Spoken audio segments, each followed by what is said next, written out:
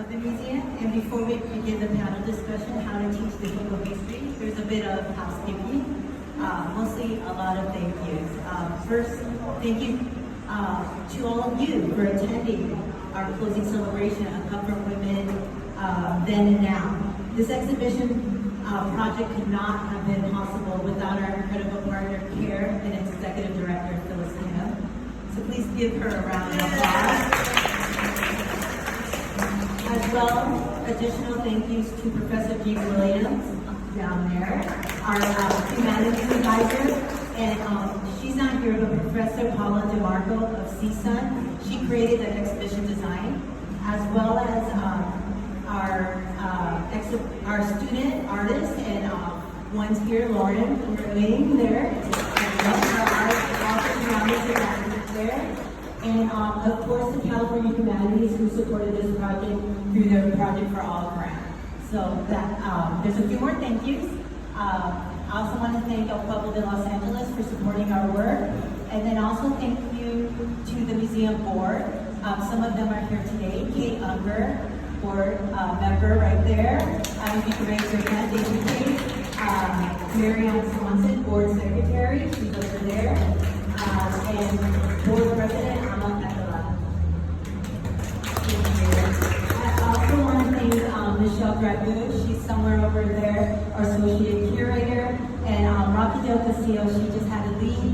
She's our LA County intern for the summer and fall. And now, while you're all here, I want to thank and welcome our panelists, Professor Jing of the University of South Dakota, Chancee Martorell, Executive Director of the Thai Community Development Center, Judge Lillian, a member of Comfort Women Justice Coalition of San Francisco, and Phyllis Kim, Executive Director of Comfort Women Action for Redress and Education. So thank you. And this is going to be the last thing I say before you get to hear all these wonderful women.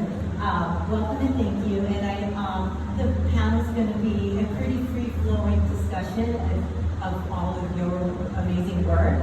And I want you all to share your work, your organization, and then and how you are applying and discussing difficult history in your work. And I think how we envision having 45 minutes of discussion, and then followed by about 10 to 15 minutes of a Q&A from our audience. Our mics, unfortunately, won't go all the way to you all, so I think that maybe you all stand up, raise your hand, stand up, kind of shout your answer questions, and I'll repeat your questions so everyone can hear it, and we can get it on the live stream from here. I'm really proud of my achievement, but I know I still have a long way to go. So starting from where, my research and teaching focuses on teaching social studies with a global perspective.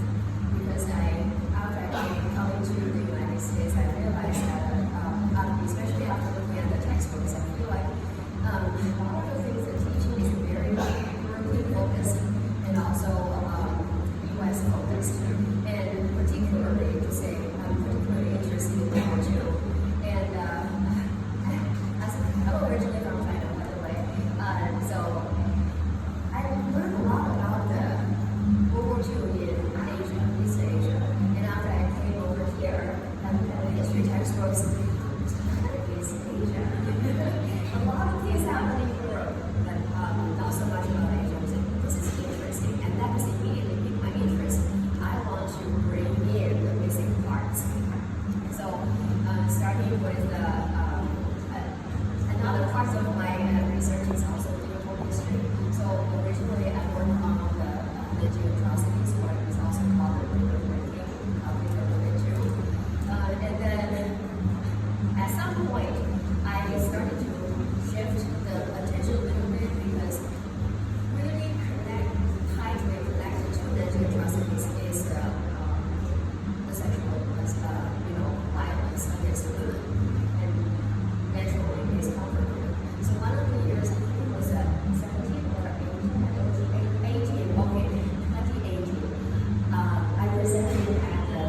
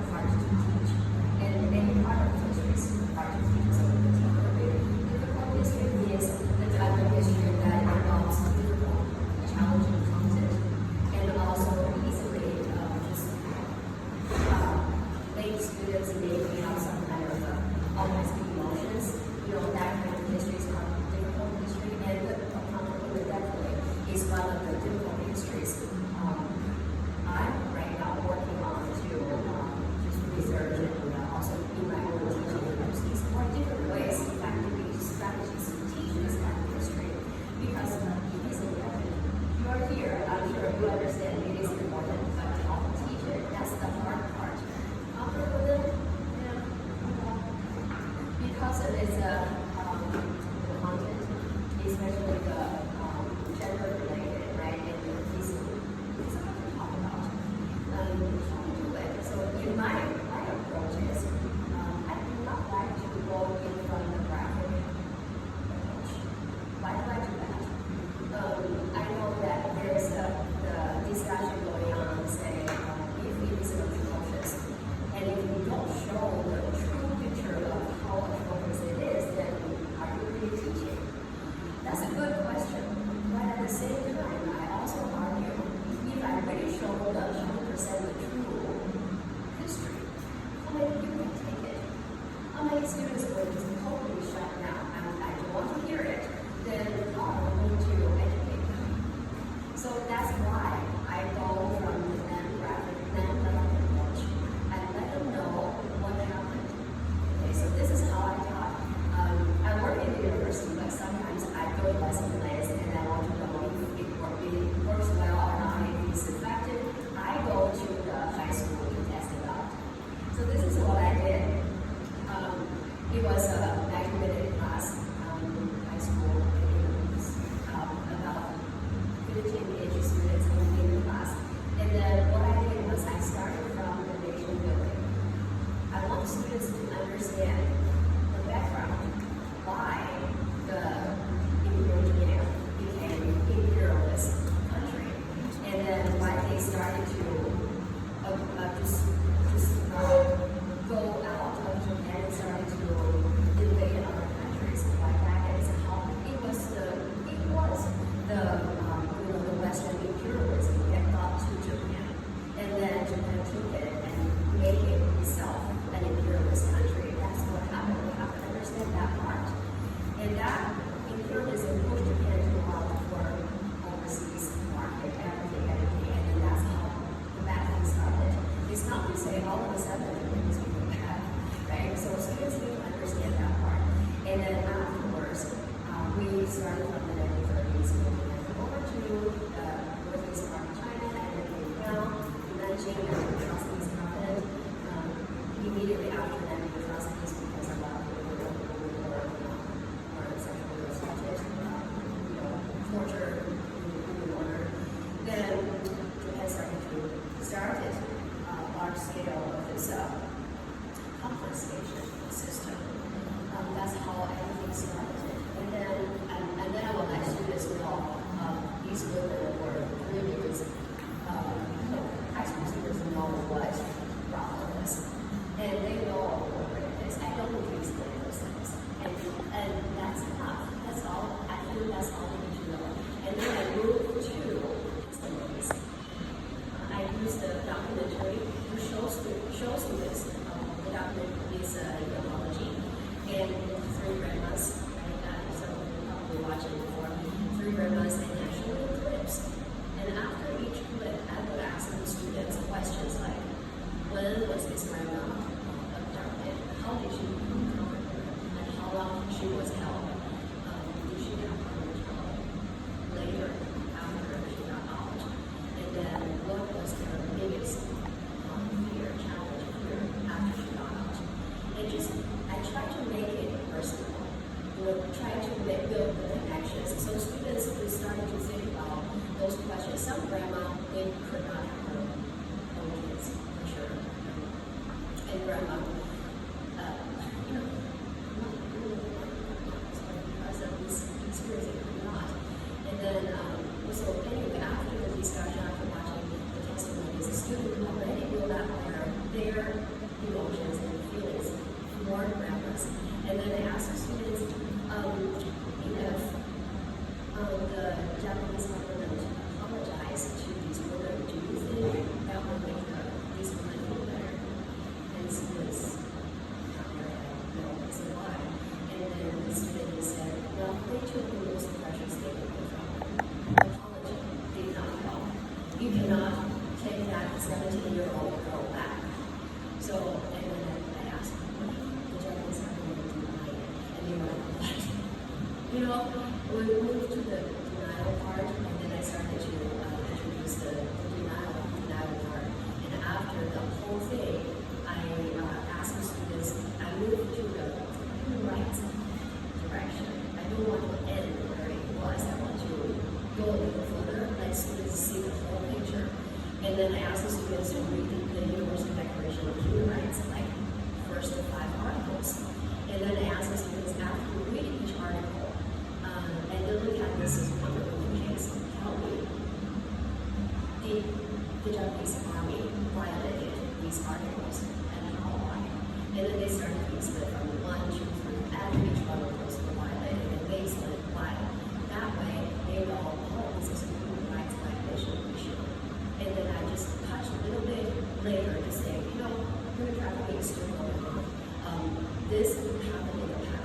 similar things is still happening. And then they immediately started, oh wow, this is how the past and the present can be connected, and also human rights are.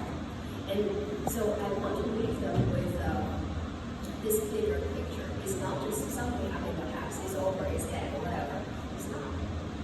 We need to learn from the past. So I think it's already after teaching. So some students just, I asked them a question to say, what do you like to say to the Japanese government? Since they deny it. I'm just quoting here. This is one of the quotes I really like. She said, he or she, I see it as selfish, cruel, and inhumane. Little kids are taught to own up to their mistakes, and yet there's a whole government doing exactly that. These women can never forget the pain they went through, and they took a lot of courage to come forward and share their stories, especially in a culture where rape victims are shamed. In America, it's hard enough to report sex assault, but at least there is a chance, a justice. The man who did this never faces the consequences for their crimes. The Japanese government is just as insensitive as men for denying it. Between the shame, trauma, injustice, and denial, it blows me away how cruel this is and makes me really mad. So students, once you have the feeling, you can tell they really care. And then I asked them, if you could talk to grandma, what would you like to say? And one student said, I would have trouble knowing what to say because nothing I say will erase the pain. I guess I would want to say that their voices are not unheard. We are here, and we are listening, and we are missed. The other ones said, I would want to say that I'm sorry for all that she went through, and that nothing will ever take this away, but I will do anything to help make it better. We need more people like our students who know about this history, so that, if we want to bring justice to something, it's not an overnight effort. It takes a long time through education, so more American students will know what happened in World War II in East Asia.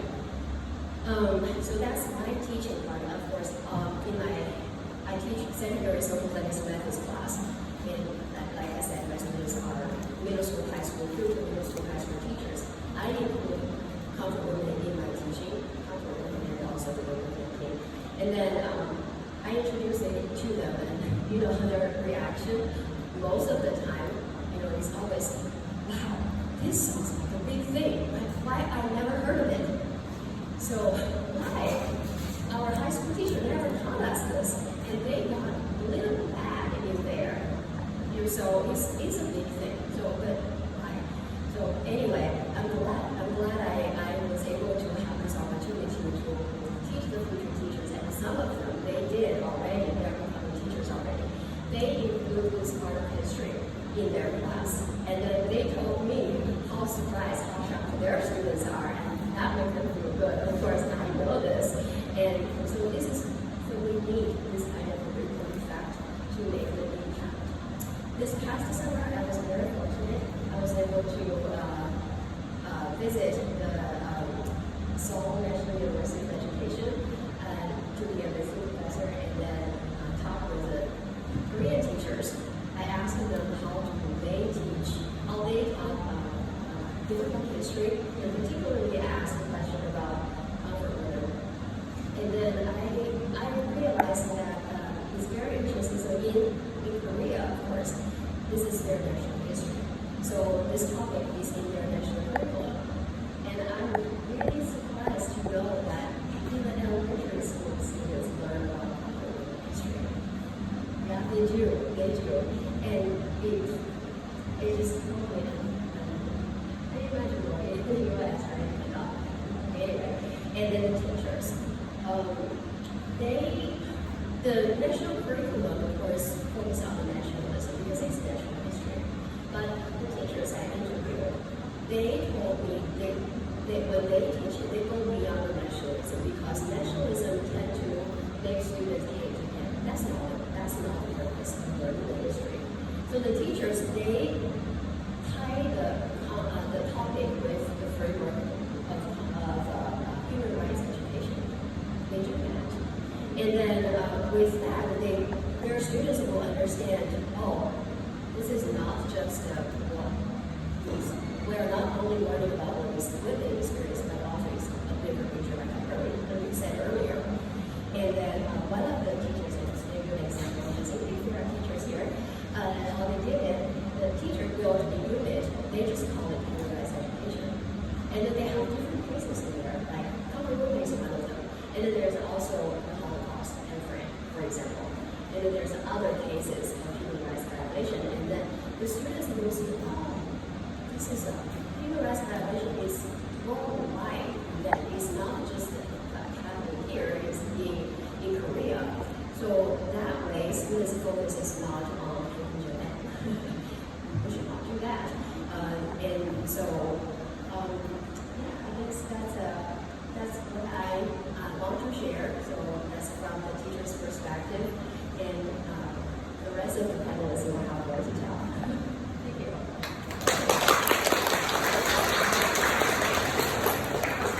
Next, that was very powerful and very moving.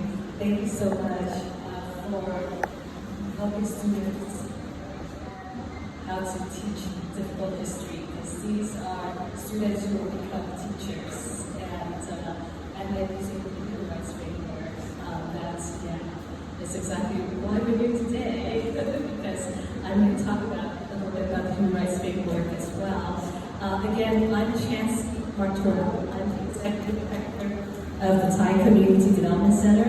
This year is our 30th anniversary. We've been around 30 years. I just want to thank everyone here who's part of this panel for their contributions, and also especially Phyllis, whom I've worked with for now decades. We at Thai Community Development Center support her efforts to continue this education and dialoguing around comfort women and really demanding the redress that they deserve. I want to thank also our museum executive director, Domenica, who we've worked with and had the pleasure of working with over the years. In fact, we're back at the Museum of Social Justice, where we had 2 exhibits in years past on the Almaty Thai garment slavery case, which is what I'll be talking about. I'm talking about a difficult history, which is the theme of this panel, related specifically to human trafficking and modern-day slavery. Thai Community Development Center was the organization that participated in the multi-agency raid on that fateful day 29 years ago, yesterday, August 2nd, to liberate 72 Thai nationals from a clandestine makeshift garment factory that held them against their will and enslaved them for up to 7 years. Some of those very individuals I call my heroes, who endured the most egregious violation of their fundamental human rights, are here with us today. So I'd like them to stand.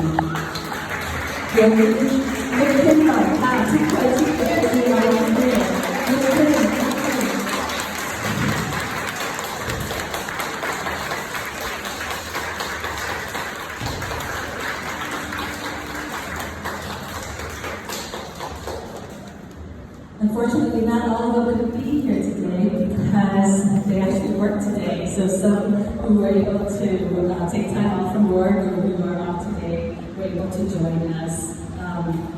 ทุกคนใส่หูใช่ไหมฮะฟังใช่ไหมเดี๋ยวคุณพัชราแปล Just want to make sure that they put on their headset for the translation, which I'd like to acknowledge Patra, our staff attorney, doing the translation. I'd also like to acknowledge our staff here and volunteers from Project by Project, who's here to help us. And of course, some folks we work with fighting human trafficking, like Sherry Harris from Homeland Security Investigation. And so I'll continue now. So let us all now celebrate their 29 years of freedom today, and thank you for applauding them for their, what I consider their spirit of human resiliency, which truly helped them overcome the trauma of their ordeal. Thai CDC played a pivotal role in helping them find their voice and power so that they can assert their rights and achieve justice, which were the restitution and redress that they received to make them whole persons again.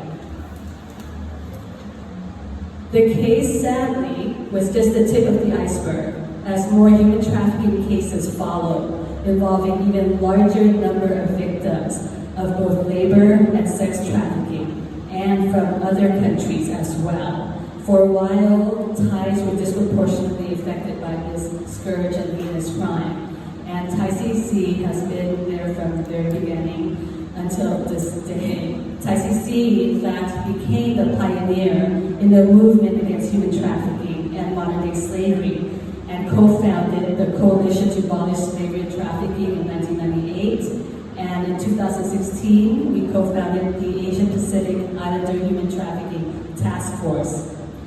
So why is it difficult to teach this chapter of our history, beginning with the El Monte case, this landmark case? There are several reasons, and I'm going to talk about those several reasons. To know them will help us learn how to teach this difficult history, this very difficult history, but also very, very important history, critical to advancing justice, critical to protection of human rights, and critical to positive social change. First, the Almonte case was a wake-up call for the world that human trafficking and modern-day slavery exists in our midst, that is right in our backyard, that is beneath the surface, and that's hidden in plain sight. Most people believed slavery ended with the abolishment of slavery in 1865. Well, I'm here to tell you it is still alive and well, hence why it is called a form of modern-day slavery. Also, it's difficult for people to teach this history and understand this history because they don't want to know that human trafficking and modern-day slavery exists, because all of us are complicit as we are consumers, and we are inadvertently buying products that are slavery tainted. Unless you investigate thoroughly, explore very thoroughly the sourcing of all the products, from the coffee you drink, from the chocolates you eat, from the flowers you purchase, from the gemstones you purchase, from the lithium batteries that go into your electric vehicles, your cell phones, we're all complicit. Because somehow, one way or the other, you could lead it back to slavery. And of course, I'm here to also tell you that the global phenomenon of human trafficking is alive, including modern-day slavery. So this is what this case, the Almonte Thai garment slavery case, woke the world up to, this new global phenomenon of human trafficking. Now, the second reason why it's difficult to also tell this story and the history of especially this particular case is because the slave masters and the traffickers were Thai. The case had upset the status quo of Thai society. Because Thai CDC, we were taking on fighting for the Thai workers in a social structure where there's a rigid hierarchy between classes and a social structure of stratification, where your ranking within that rigid hierarchy is based on your gender, your level of education, your economic status, and this oppressive feudal system. This is what Thai Community Development Center, this is what we were violating and undermining. this feudal oppressive system. It's a class system that's fundamental to Thai society. So our work became, in a way, revolutionary. What we were doing was to fight for the underclass, which these workers were part of. They thought that when we first liberated them, they thought that this was their lot in life, that they had to accept this as their fate because of some karmic retribution of past misdeeds that they committed in their past life. And so this was their karmic retribution. So here we are trying to fight for people who actually accepted the oppression. And we're fighting for the oppressed, the underclass of Thai society, all oppressed people, and trying to help them not accept what has been dictated to them, what they've been socialized in believing. So here we are, telling them to not accept what they believe from the social and power elites. Our very teaching of speaking truth to power and the need for building a movement of resistance against human rights violations, against oppression of all forms, and the need to overturn the power structure and bring about radical social and economic change. That has landed us, you can imagine, in hot waters. And has also resulted in forces outside of TICC supplanting our work and threatening us with harm and death, in particular me.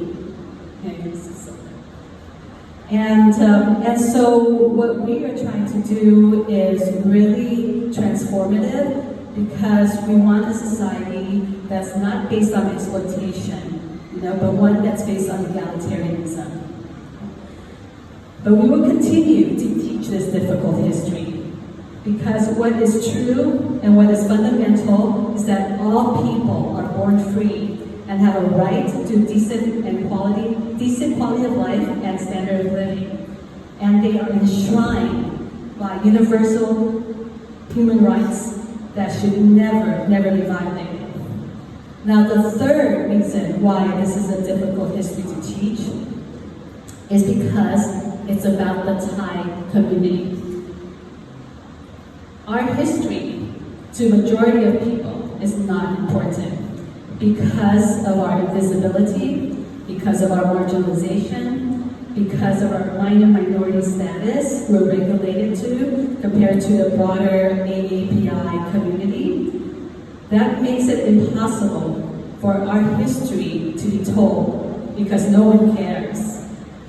And also, it makes it possible for our history to be colonized. As this landmark, the Wanti Thai garment case, had been colonized by no other than another Pan-Asian community organization who claims it as their own case and continues to perpetuate a false narrative of the case, making themselves the history makers and the victors and the crusaders and the champions of this case, erasing the Thai community from history. This is a form of ethnic erasure. But Thai CDC continues to reclaim its history, to decolonize the case, and to really ensure that the narrative of this case is true as we continue to lead and build a movement against human trafficking and modern-day slavery in our continuing fight for human rights. Now, some of these individuals and organizations have gone on to reap notoriety, fortunes, professional statures, and all at the expense of the case that they had maybe a minor role in, whereas we played a pivotal role in this case. There would be no justice for the workers were it not for Thai CDC. So, we will continue, nevertheless, to be human trafficking disruptors, and we will continue to defend human rights.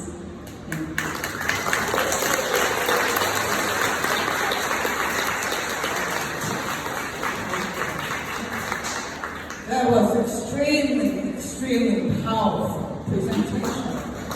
I'd like to begin by bowing to the victims. You are the reason why we're here today. Thank you.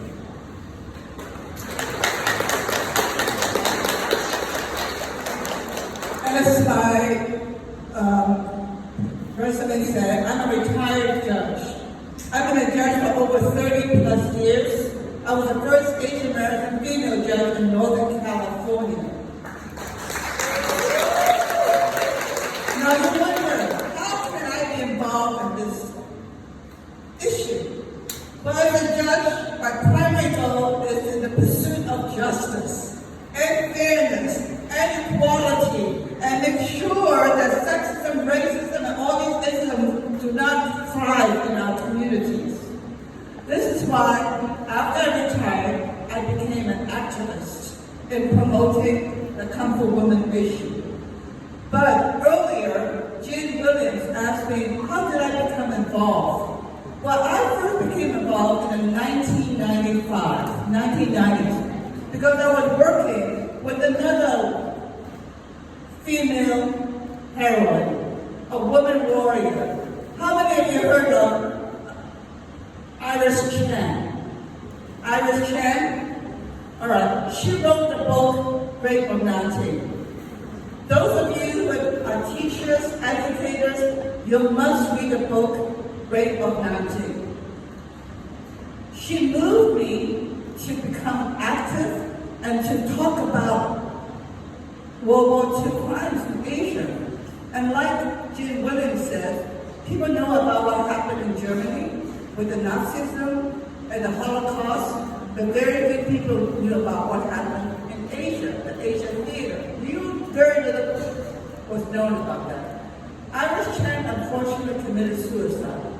I think the pain of research was too much for her. It is so damaging to one's emotion. It is not easy. So I need to bow to you, Chancee, for working so hard to bring justice to the victims of the El Monte case. But you know, it doesn't matter who gets credit. History should not be denied and should not be revised. You know history, we need to perpetuate history, and this is why you're here to talk about history. I'd like to comment on Jim Williams' students asking difficult questions. You know, recently, we have a new project called the Internal Testimony of Comfort Women. Phyllis has recorded the testimony of 2 Comfort women. The Chinese CWJC has recorded the testimony of also 1 Nanjing massacre victim and 1 Comfort Woman victim. We use the IT system of the Show Foundation. Show Foundation is a Jewish organization that records the testimony of its victims from the Holocaust. They help us record these victims' testimony, and I suggest you record their victims' testimony as well.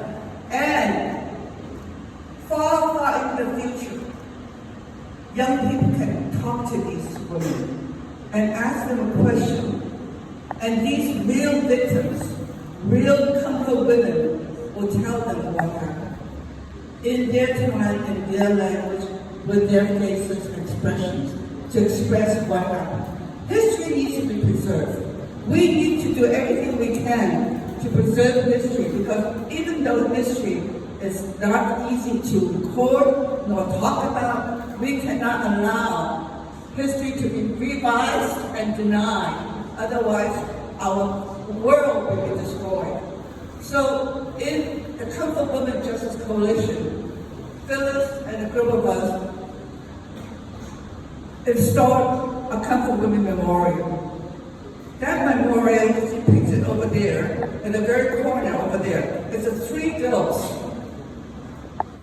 A Chinese girl, a Filipino girl, and a Korean girl. Not this Korean girl in a chair that's depicted all over Korea. Because people realize that Kung Fu Women is a system, not just in Korea. It is throughout Asia. Look at that map over there. All over Asia, when Japan invaded its neighbors. More neighbors and more victims have suffered than people realize. Some scholars think that hundreds of thousands. Others talk about 20,000. The number is not important. What is important is that the system existed, Japan is denying it, and refused to admit what happened. And we need to tell the truth about what happened. It is not easy. I will now talk about the politics of the Kung Fu Women history.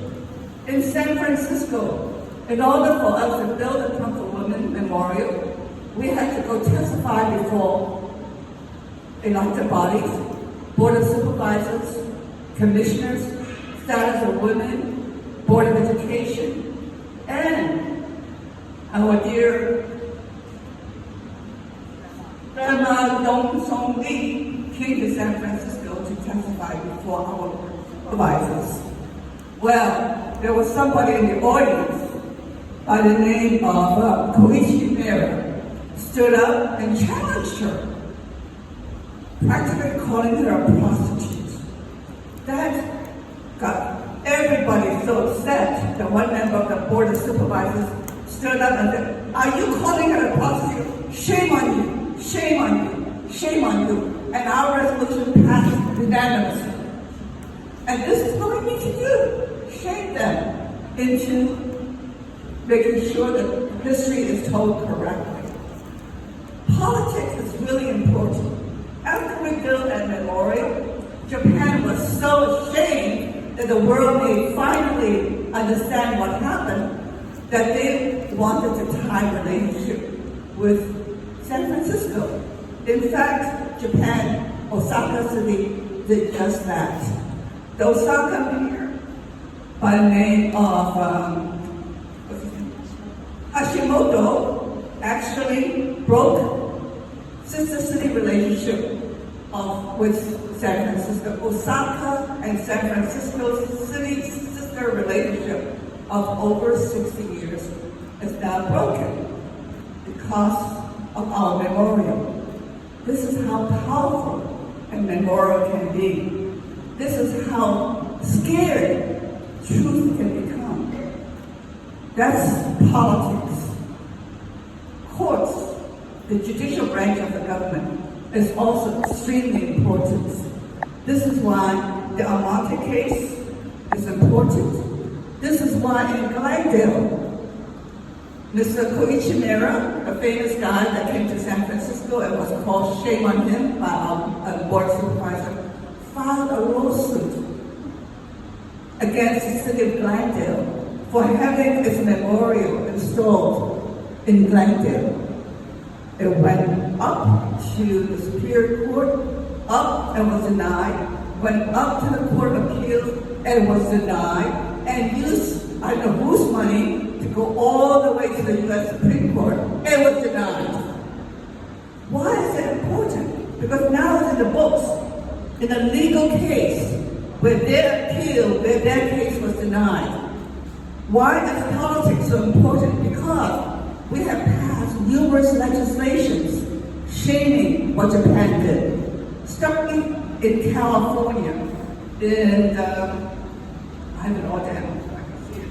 In 1999, there was a California legislature and passed a legislation urging Japan to apologize, pay reparation, and call upon U.S. Congress to adopt a similar resolution.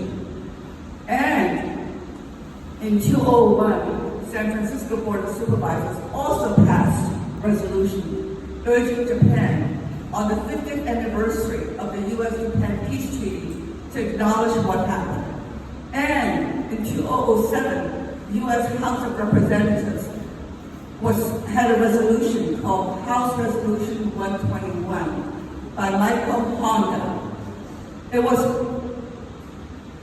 voice resolution passed. There was no vote on it, but But that resolution was extremely important because it asked Japan to formally acknowledge what happened, accept historical responsibility, and to apologize, and to, I don't know what they asked for, reparation, accept historical responsibility. And in 2013, we in San Francisco again passed a resolution condemning Japan's denial of this system of sexual enslavement. And lastly, in 2015, the Board of Supervisors unanimously accepted the San Francisco Memorial Resolution and told Japan to acknowledge its responsibilities. All this is really important because that's our history. We cannot allow Japan to write history wrongly, deny history, and revise history. We need to teach history. We need to make sure the next generation learn about history, and it's not easy. 70 plus years have gone by. Very, very few of the women are still alive. This is why we have the eternal testimony. We record them now while they're still alive. Very difficult to record them. We were able to select one or two within the memory, and it was difficult. And even in Korea, they were able to select 2 people who can really talk about it without a lot of problem. Soon, they'll all be gone. Soon, it's our responsibility to make sure history is told accurately, and the next generation understands history and remember what happened, so history can never be repeated again. I'm sure all of you heard of this very famous Centanias. Those who cannot remember the past are condemned to repeat it. Let's hope this chapter of history is never repeated. But it's up to you, up to me, and up to everybody to make sure of that. Thank you.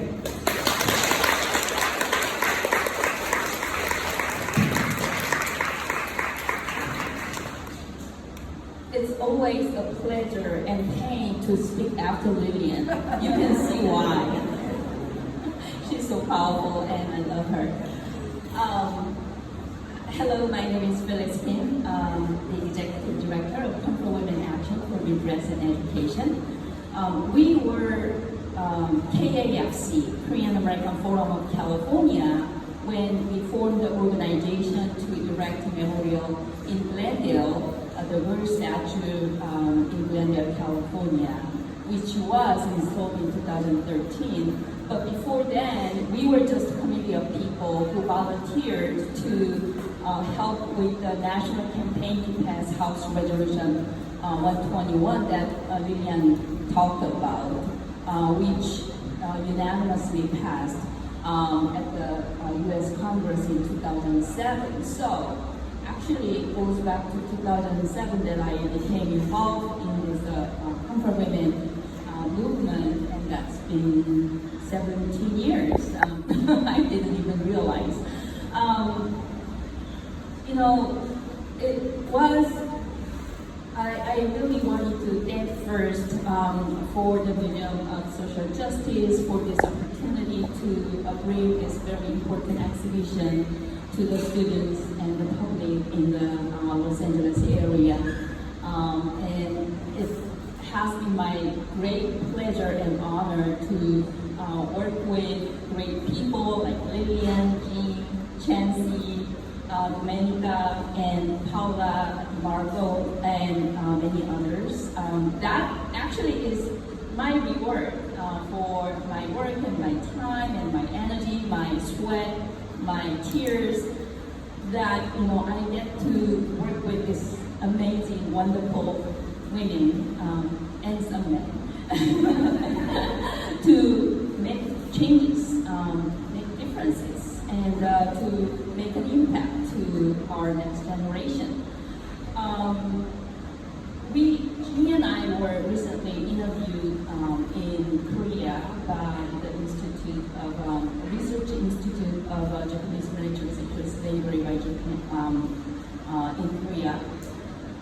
And they asked me, do you see any changes in the perception of American people on the comfort women issue over the years? And I said, yes, there has been very drastic changes since 2007. At the time, when we knocked on the doors of the Congress people, local offices in California, to ask them to support the House Resolution 121, urging Japanese government to formally accept the responsibility for the comfort women history. Some of them were really concerned because they thought this was Korea-Japan dispute. And they thought that they were being asked to take side, either Japan or Korea. So, and they were like, no, Japan and Korea both are our strong allies. We don't want to get involved. And we told them, this is not known. That's why, many people have this misunderstanding. But actually, this is not a Korea-Japan history dispute. This is women's history. This is a universal human rights issue. And so many women, not just Korea, but also from Japan, Taiwan, China, Thailand, Indonesia, Philippines, East Timor, many other countries, women were victimized. And although there is no public testimony, American women, some nuns and nurses and European women, were also victimized in the same fashion. So this is not, and because of the reasons why Jing mentioned, that this kind of atrocity is still being repeated. And the human trafficking is a huge problem in our own community. So we have to acknowledge this painful history and educate it in American societies so that we are aware, what happened in the past so that we don't make the same mistake.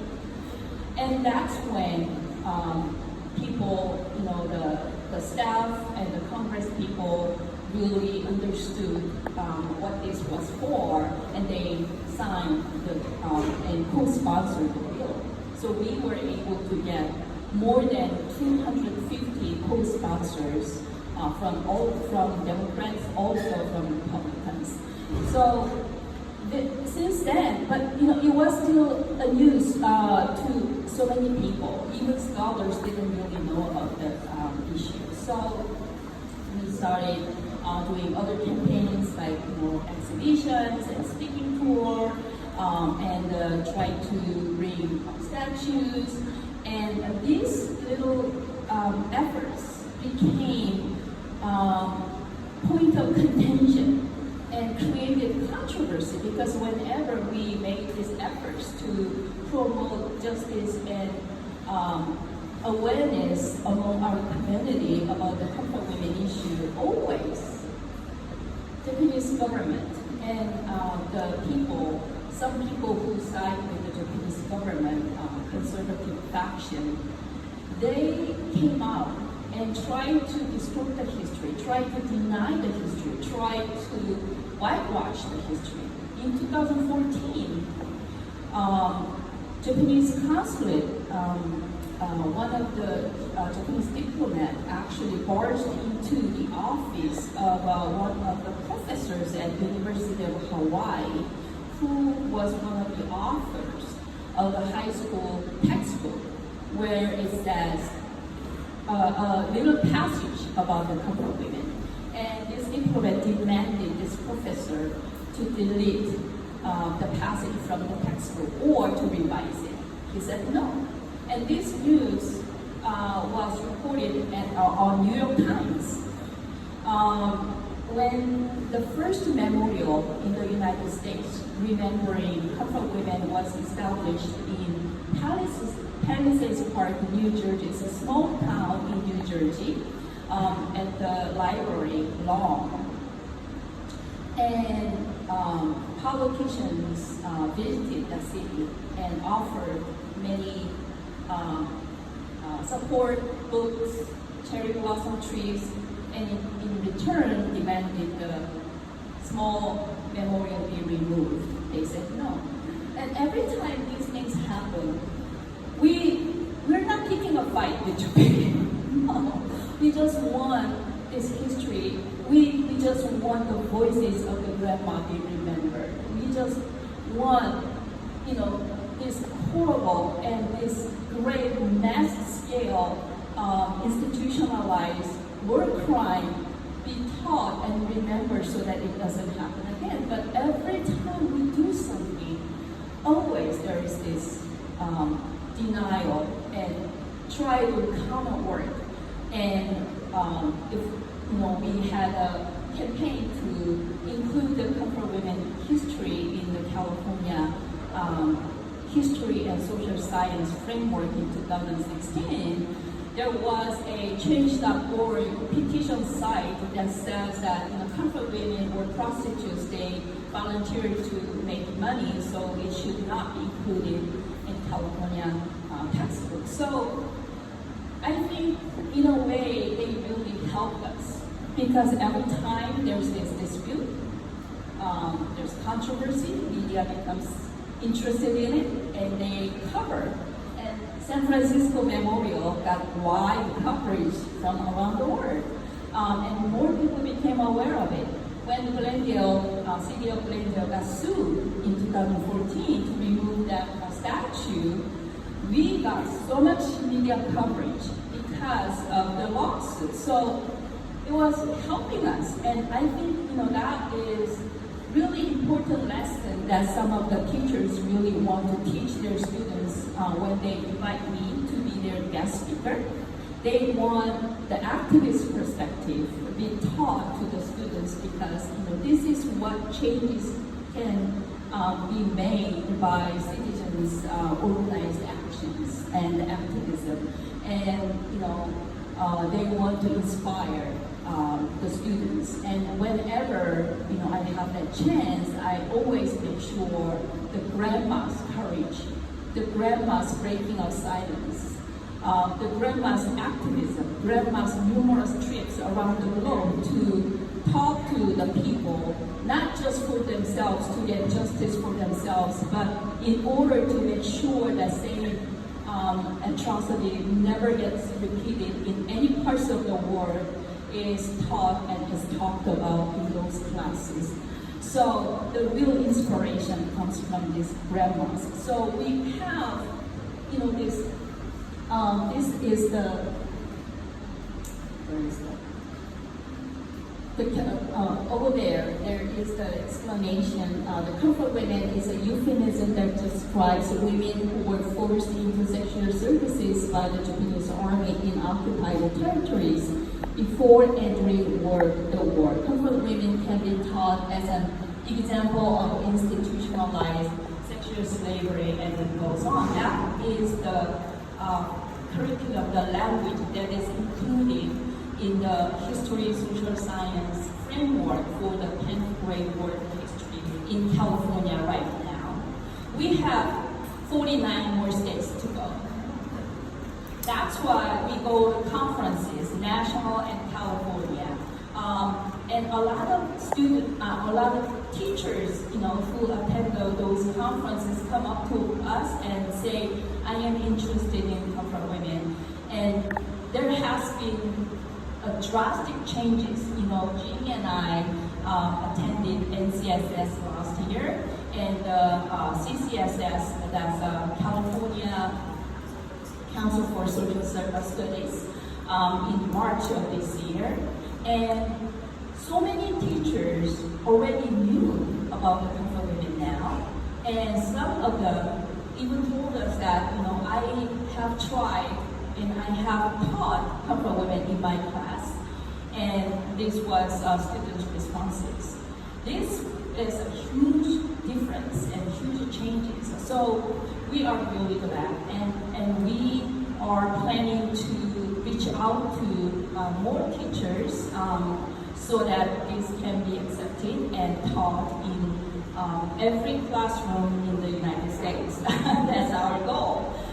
It is difficult history. Some teachers were concerned because of the content involves sex and violence. You know, two of the awards for some schools have protested by the parents if they talk about sexuality in their classrooms, and I mean even last year there was a huge dispute and fight over the teaching of sexuality in Glendale Unified School District. So the fight is going on, but as all of us said, that it is important. History, it is difficult, but there are ways to teach this sensitive topic to our students. This exhibition is one of the ways to teach this history. And I wanted to tell you that this exhibition can travel. We can share this content with anyone who has a public space or a school space to have their own exhibition. Please talk to us, please talk to Domenica. We will help you to use the contents for your teaching. So there are a lot of work to do, but and there are a long way to go, but we are hopeful and we are thankful for all of you for your support in the summer.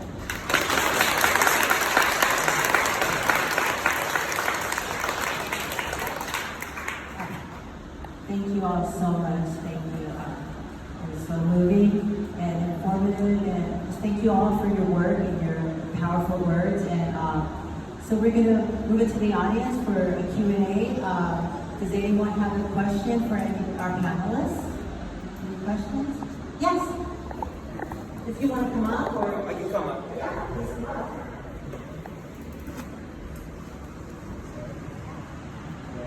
Already. My name is Robin Lee. I'm a current history and politics student at college. So this is very much embedded in what I study and what I learn. I really appreciate Professor Lillian for bringing up how there's a national aspect of how we teach history and we have to challenge learning and history. I really appreciate Chancee bringing up how even in some cases speaking about history itself is an act of revolution, is an act of change in situations in societies. So I apologize, my question is going to be very long, but when I think about the women's situation, I think often about the collaborations. I think about the Korean collaborators who actually got co-opted and were a big part of the peace and liberation. I think about the 1965 normalization treaty between Japan with Pak Chung-hee, which Japan still uses to this day to deny that they already apologized, that we already paid reparation, even though they should get very little proof of that. So my question is, we talk about history. How do we continue to confront this history, knowing that the roots are actually deeper? It's within the current stages of our government, it's within the current stages of how we even understand our government, our society, because the layers go so deep into the current thought and the current powers that we in South Korea. Thank you. Thank you. Wow, difficult question. Thank you for the question. And what I would like to say is that you mentioned, how Japan is using 1965 normalization treaty, or recently 2015 South Korea and Japan agreement to finally and irreversibly resolve the conflict within issue without involving the victims' voices in the process of negotiation. As the excuse that now with that normalization treaty and 2015 agreement, here's the explanation about the agreement. Now the issue is resolved, and let's move on. Let's look at the future. Let's talk about harmony. Let's talk about love. Why do we continue to talk about difficult past? Well, if Japan really accepted the responsibility and apologized, and if they really, did it sincerely, why is Japan still going around the world trying to take down the statues commemorating the victims? They have to, in 1993, actually, Japanese government issued, well, not it's really tricky. Japan is really has reached an artistic level of double talking. In 1993, the chief secretary was the Yohei Kono. He issued a statement sincerely and deeply apologizing for the comfort women victims, acknowledging that women were taken against their will and military was somewhat involved. Okay, and he expressed a deep remorse for the suffering of these victims and promised that they will engrave this history in their memory and will teach this history in Japanese schools from there on. Was that promise kept? That's the thing. If they say one thing and turn around and does something else, is that a real resolution of the issue? So right now, what's happening around the world is that in the Philippines, in Manila, there was a comfort women statue erected in 2014 and 15 by the local residents. And it was a few months later, it was taken down overnight without notifying the artist or anybody. The city government just took it away and the statue disappeared. In Germany, Berlin, the city of Berlin has this same girl statue, and the Prime Minister of Japan, when he met with the German Chancellor last year, he demanded the small statue in the street of Berlin be taken down. And now, the city mayor of Berlin, he visited Tokyo, and when he met with the mayor of Tokyo, he mentioned that, there is, this is something like this is just a one-sided story. And the statue should be replaced with something else. And now the city of Berlin is actually taking steps to remove the statue. And this is the things that's happening. And of course, the Japanese government has played a role to lobby against the passage or inclusion of the comfort women issue in 2016 in California History and Social Science framework. And if the comfort women issue was resolved in 1965 with the Normalization Treaty, and if it was resolved by the 2015 agreement, why do they still try to erase and whitewash the history? UN Special Rapporteur of Human Rights issued 2 reports, one in 1996, another in 1998. And they acknowledged comfort women issue as a gross violation of human rights, and it was a war crime and crime against humanity. And in order to resolve this issue, they set out 6 standards by which this issue can be resolved. First is the acknowledgement of this as war crime by the perpetrator government, Japanese government. Number 2, sincere, official, public, and direct apology to the victims. No victim has received that so far. 3, legal compensation. 4, thorough investigation as to the extent of the crime. How much government was involved and how far-fetched this crime was at the time. And 5, punish those responsible. These people already all died, but we can do something like that by making sure who did what and making a public record of those crimes, how this was committed and how this was carried out in Japan as well as in other countries so that Japanese public can learn about it, right? And finally, 6 is to educate the public, including this history in Japan's textbooks. What's going on now? Comfort women is completely disappearing from Japanese textbooks. And there has been very deliberate and long-term, consistent efforts to erase and whitewash this history. So I cannot agree with Japan as long as Japanese government's stance is to silence the victims, to remove the statue, to lobby against our efforts to teach this history to the students in the U.S. and other parts of the world. That's not, we cannot agree. In criminal court, when a convicted criminal says he's sorry, she's sorry, we need to see what he or she would do, not deny, but remorse, pay reparation, and sincerely apologize. That's what we do in here, criminal courts. Is that too much to ask to Japan? But I have another point to mention.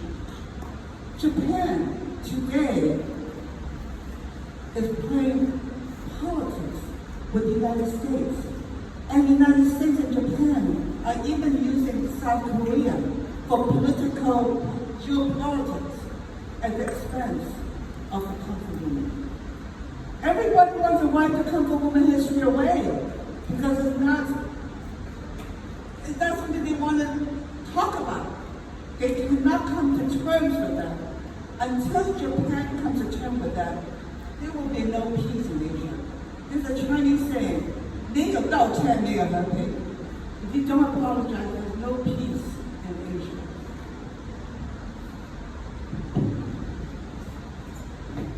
Thank you. Any other questions for our panelists? Sorry, I'm so sorry. Earlier, Phyllis mentioned the Japanese history textbooks, and they did not mention last year I just did a study with a Japanese scholar, and we did history explorer analysis. And what we found is very interesting. In a history textbook in Japan, they do not use the word women, but they mention it, but mention it in a very, very subtle way. They say during the wartime, there were Korean men and women who were recruited to serve the war effort. That's all he said. So the man was the forced labor, the women become women. They don't say the details at all. And in this way, so they probably can say yes, but you did not say it. You did not really reveal the history. What is the history? There's so much behind it, right? And then the Japanese military is involved. The whole process, of course, right now they're denying that part. But there are primary sources, the Japanese military documents and the U.S. military documents showing how the Japanese military was just from the beginning to the end, they set up the whole system. And the document is there. How can we deny it? And that's what I do in my class teaching. So I use primary documents. So I'm going to show you this is the documents, and you're going to analyze it, answering my questions, and then you will come up with your own conclusion and see if it's right. So that's what I want to add on to that part. The document is the Japanese military document. We know that they burned a lot of the document at the end of the war, but some survived, right?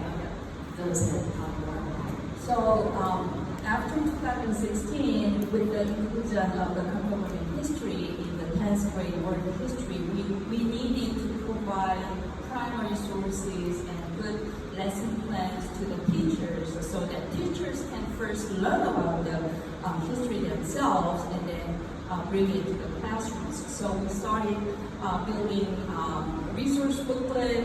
You will find some of it here. You can free to take it if you want. It includes many lesson plans and some of the primary sources in it.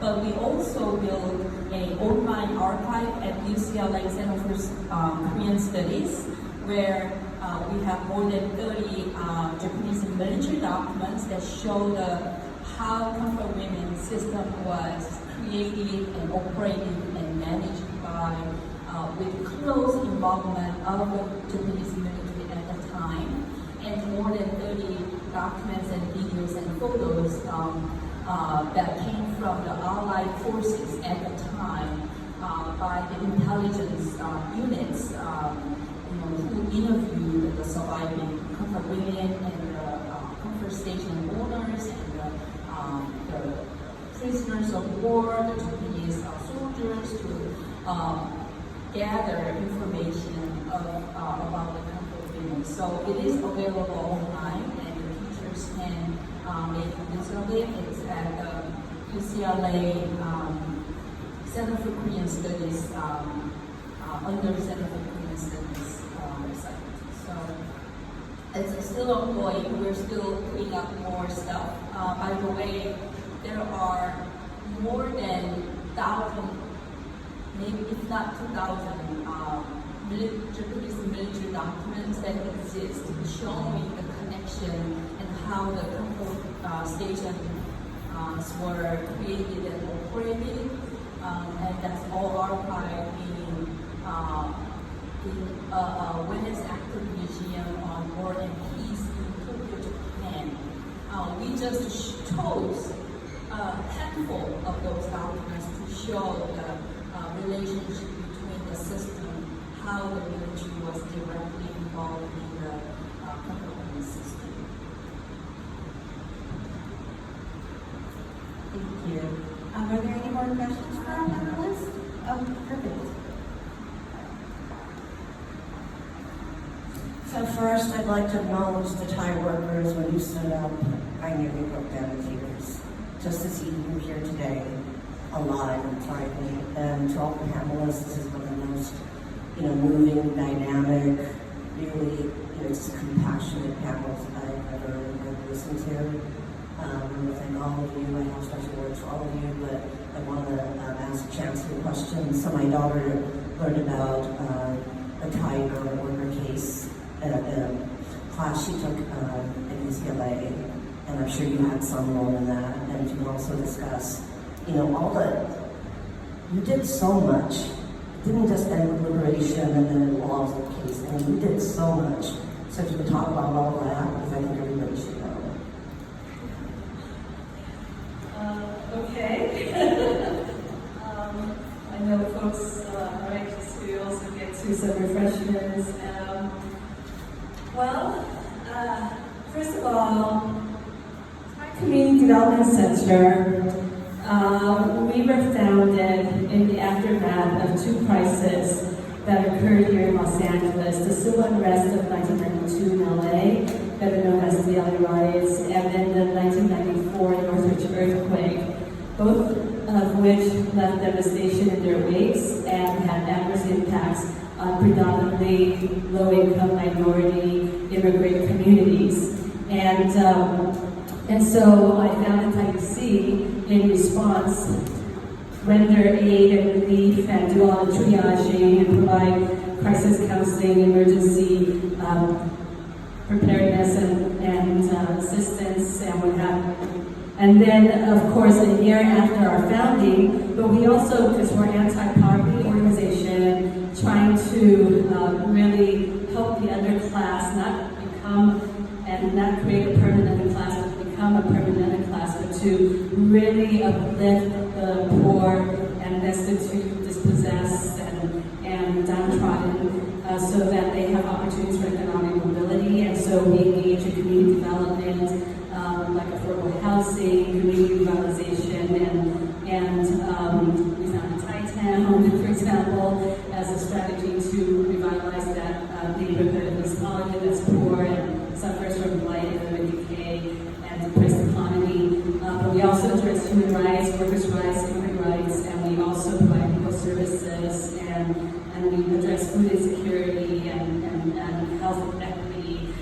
So all around, right? So then 95, we have been sharing an office at the time, which we did for 9 years, with the Koreatown Immigrant Workers Alliance in Koreatown, and also, which is adjacent to Thai Town, and also with the Filipino Worker Center.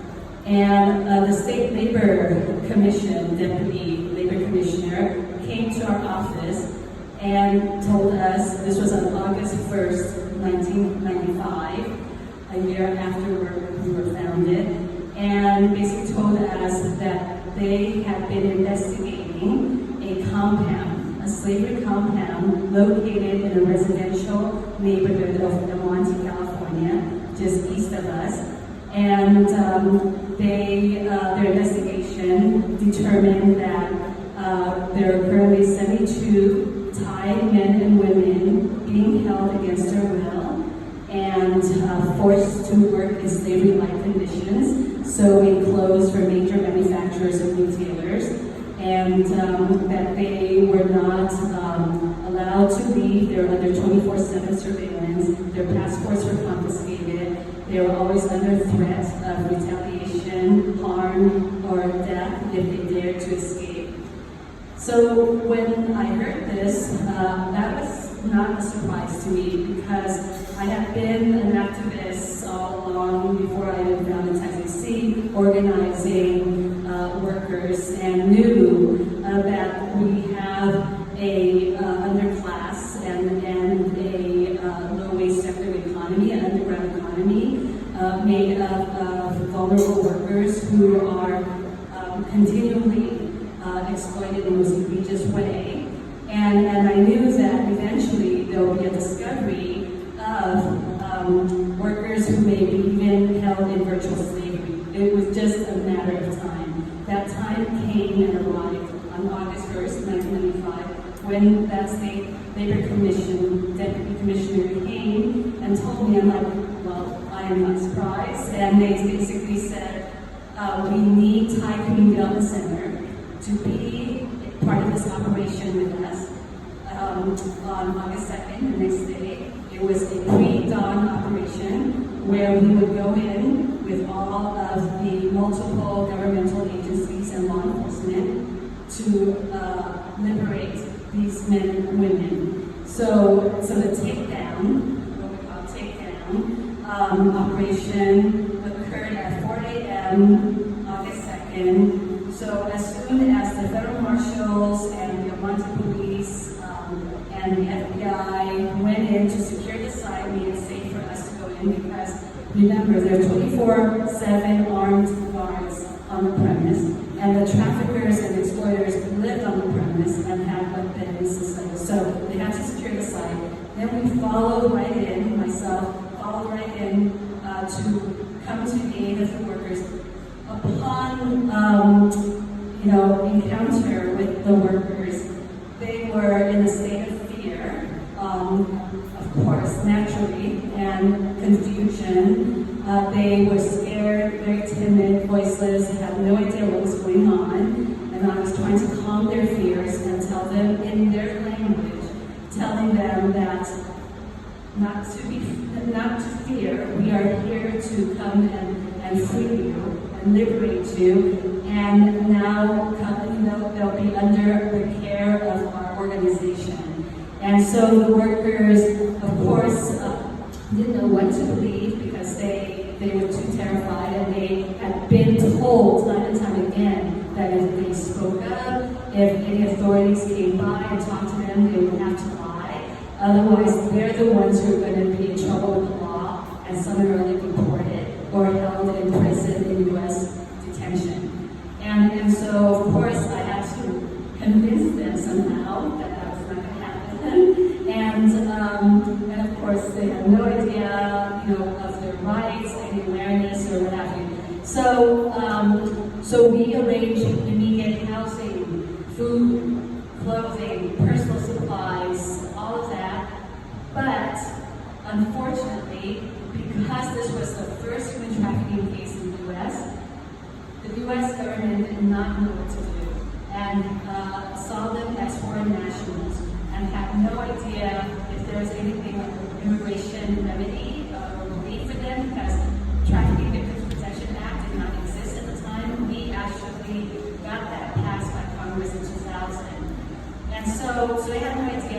got their foreign nationals, so they probably need to be deported, denying them any opportunity to seek redress and restitution, and subjugating their rights completely.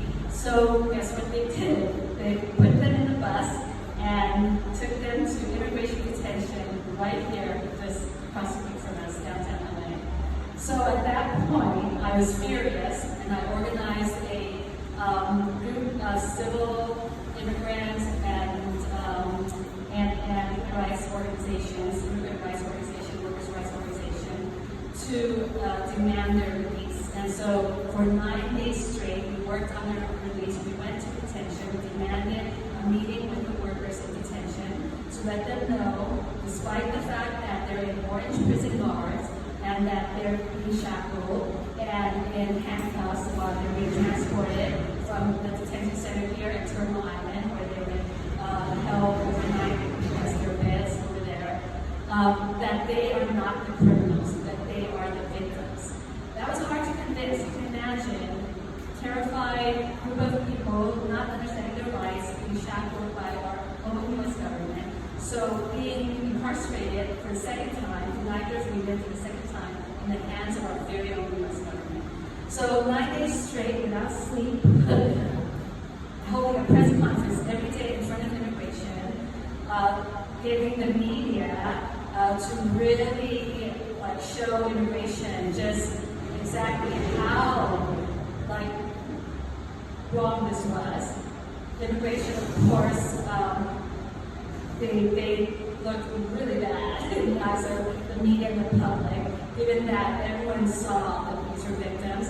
They immediately turned the workers over to us like they were supposed to, came into our care, and then we got them designated by the U.S. magistrate as material witnesses in the criminal prosecution of their traffickers, and then we brought all these legal aid organizations to represent them in the civil case to go after manufacturers and retailers to basically get those manufacturers and retailers who profited off their slave labor at exorbitant profits to essentially compensate the workers and get them the restitution that they deserve to make them whole persons again. And so it was fought on multiple fronts. So Chancee played a pivotal role in building a coalition and organizing all the civil and immigrant and workers' rights organizations to come together and fight for justice on behalf of these workers who otherwise would not have a voice and don't know how to assert their rights. And so then we had to also sit down with them to re-socialize them and raise their consciousness around their rights. We read to them in Thai the Universal Declaration of Human Rights and put it in layman's terms because they had no idea. Once they were free, they had no idea what to do with that freedom because they'd never been free before. And so we had to help them understand that they have rights now, they have free agency, they can choose for themselves, they could set goals for themselves. So first we had to help them overcome the trauma of their ordeal. So they got all the medical care, mental health, counseling, they got all the basics, the housing, the food, the clothing, and all of that. That was all Chancee. And then, as I said, it was multiple fronts, right, that we had to help the workers become whole. Right, so then we got the civil case going, which ultimately, after years, going after major retailers and manufacturers, got them the $4 million settlement that they received eventually. And then in the criminal case, the traffickers, they pled guilty, they were convicted, they were sentenced, and then went to prison, and then because they were foreign nationals, deported back to Thailand after serving a certain number of years.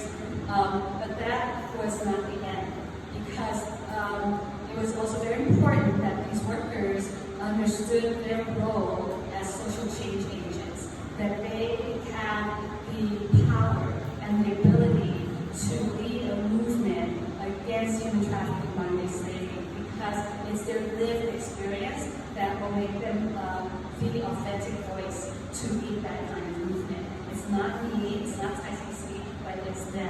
And so we organized them around the retailer accountability campaign that ultimately won that redress by way of the settlements from the retailers back to manufacturers, that also got 2 pieces of legislation passed in the state of California that requires now of all garment factories to provide a code of conduct and third-party monitoring to eliminate sweatshop practices and abuses in the garment factory, because we're talking about reforming an industry that's replete with exploitation. And so these workers became the social change agents that would lead that movement to fight for workers' rights and to combat human trafficking and modern-day slavery. And but the work is not over, because we still have a ruthless economic system that is, continually racing to the bottom to exploit vulnerable workers. And so our fight is not over at this moment because of them. But at least the Monty case really became an example of how it really changed the relations between capital and labor, and it was one that example of full proportion, where in this case, for the very first time maybe in history, the basically labor belonged to capital. And so that's, and then they basically shed light on this story.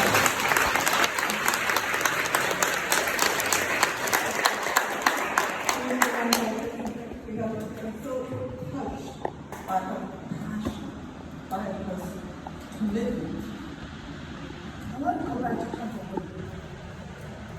What is different between the Almonte case and the comfort woman? Is a comfort woman is government-sponsored, institutionalized sexual slavery. No other country that I know of has done that. This is why Japan could never admit to its shame and to its guilt. We all feel such compassion when Chancee talk about what happened to these women. Multiply that by thousands. Multiply that throughout Asia. Sponsored by a government, not an individual. That's why we're here today. That's why it's so sad and so tragic. Thank you. We also had to fight for the immigration relief, because after the criminal case was prosecuted successfully, the federal government, the U.S. Department of Justice, U.S. Attorney, at this point now didn't know what to do with the workers, right? So they immediately thought, oh, well, the case is done. The perpetrators have been prosecuted successfully, so they're foreign nationals, so we need to now deport them. Well, we were not going to stand for that, because remember, they were serving as material witnesses. They were willing, they had the courage to come forward and willing to testify against their perpetrators. 2 of whom they made an arrest and are still fugitives. They actually flew back to Thailand the day the raid happened, because there were two sites, and that one other site, they ended up turning around and fleeing when they saw authorities raiding that factory downtown, and we were in El Monte where they were held, because that factory served as a front factory that had Latino workers who were not enslaved as a cover, as a front. But in any case, so they know that these perpetrators know where the families are of the workers, because that's where they were recruited from the villages in Thailand. And so if they were to be sent back, deported after a case, it would have been a death sentence. They would have been killed, because they came out against their traffickers and perpetrators. And so that took a lot of courage. And we told the U.S. government that you're just setting a very bad precedent if you did this, because no other worker being exploited the way they were or in any other form of exploitation would dare to come forward if they knew that cooperating in such a case would equal deportation and being sent back home and their lives and their families being threatened. Fortunately, we had a renegade in the U.S. government, an immigration no less, Philip Bonner, special agent, who had compassion for the workers because he's very familiar with Thai feudal culture and feudal society, having lived in Thailand, married to a Thai person, all that, spoke and knew Thai, and he knew that was what was going to happen too. So he pled with the Attorney General Janet Reno at the time and President Clinton and told them that this was going to basically not allow the U.S. government to enforce its labor laws because no worker would never come forward. And so President Clinton, Janet Reno agreed to a special visa. At the time that was basically a visa for like snitchers and drug trafficking cases, and that visa was called S visas. There was a quota and was not used up yet, and so they got the S visas that allowed them to remain in this country legally and adjust status as permanent legal residents. They already had received work authorization because of their mature witness status, and we will give them their social security cards. And so TICC also played a role in teaching them fundamental survival skills, how to use an ATM, how to use a phone, how to do banking, how to open a checking account, how to write a check, all the basics. And then ultimately got their S visas and they became legal residents and able to live and then become independent, productive individuals that they are today.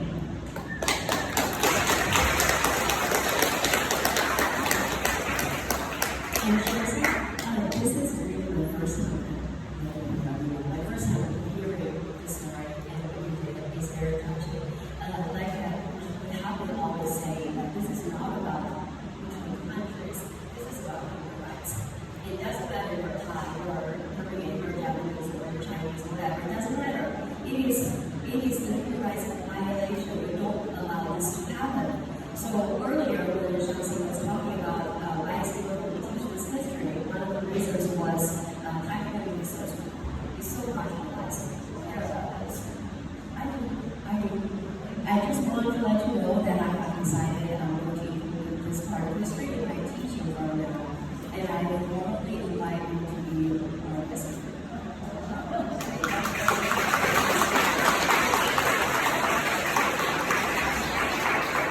Well, thank you to our panelists. Thank you so much for sharing your stories, for sharing your point of view.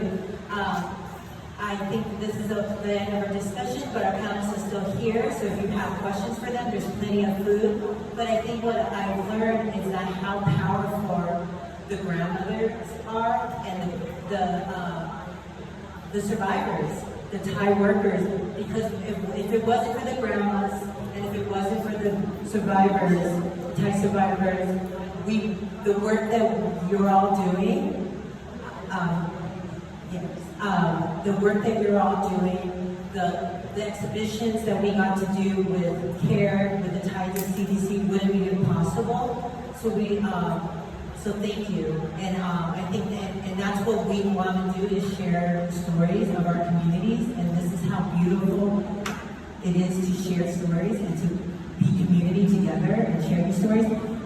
If we still have time, and if they would like, with the Thai, one or two of the Thai workers would like to speak, and that would be a beautiful way to end our panel. I also wanted to let everyone know that they were rightfully honored in the Hall of Labor in September, and they all received this medal. And I have the medals here for those who were not able to travel to Washington, D.C. So we could present this medals to them, those who did not attend. But let me ask you, could we kind of justพูดอะไรนั่นไหมนิดหน่อยพูดอะไรได้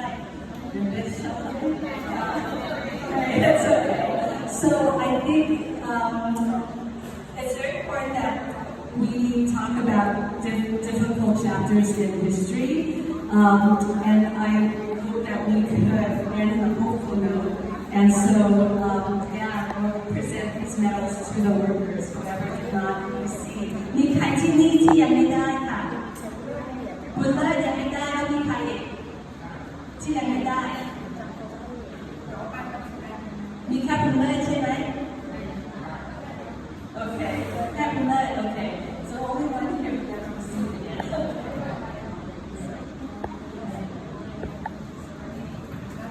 Okay, I'll present this. คุณเลิศ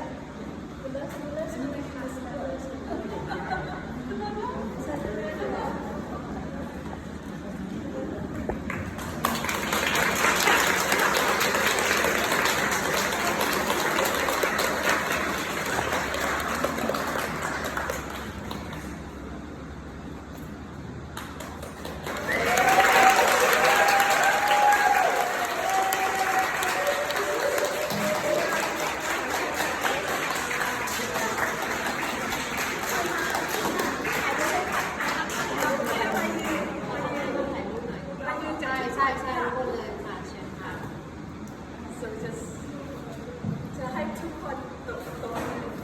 We'll just have them here so that everyone can applaud.